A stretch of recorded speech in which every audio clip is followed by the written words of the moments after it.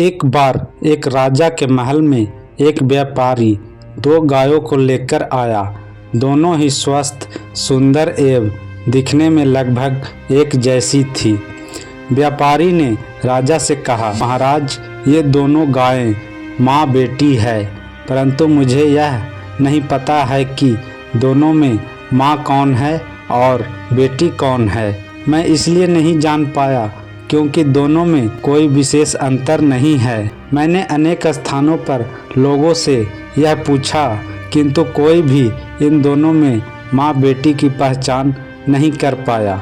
बाद में मुझसे किसी ने यह बताया है कि आपका बुजुर्ग मंत्री बेहद कुशाग्र बुद्धि का है और यहाँ पर मुझे अवश्य मेरे प्रश्न का उत्तर मिल जाएगा, इसलिए मैं यहाँ पर चला आया।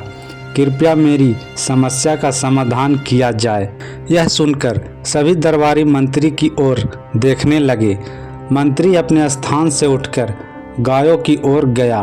उसने दोनों को गहराई से निरीक्षण किया, किंतु वह भी नहीं पहचान पाया कि वास्तव में कौन माँ है और कौन बेटी है। अब मंत्री बड़ी दुविधा में फंस गया।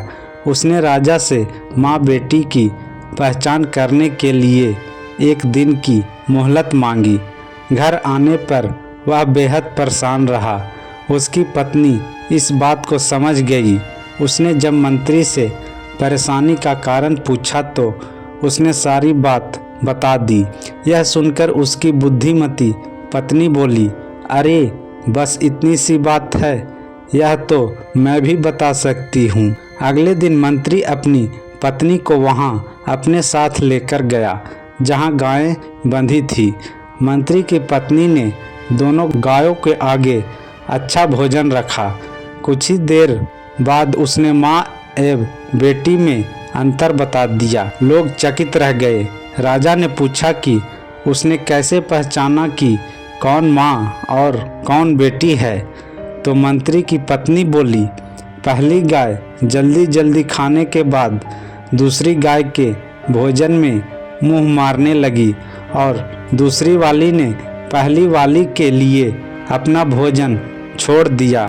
ऐसा केवल एक माँ ही कर सकती है, यानी दूसरी वाली माँ है। माँ ही बच्चे के लिए भूखी रह सकती है। माँ में ही त्याग, करुणा, वात्सल्य, ममत्व के गुण विद्यमान होते हैं। इस दुनिया में माँ से महान कोई नहीं है। माँ के चरणों में भगवान को भी झुकना पड़ता है। माँ ममता का सागर नहीं बल्कि महासागर है। दोस्तों, कहानी अच्छी लगी हो तो लाइक करके इस कहानी के बारे में आपकी क्या राय है कमेंट में हमें ज़रूर बताएं। और यदि चैनल पर नए हैं तो ऐसी और अच्छी ज्ञानवर्धक कहानियों के लिए हमारे YouTube चैनल को ज़रूर सब्सक्राइब करें। धन्यवाद।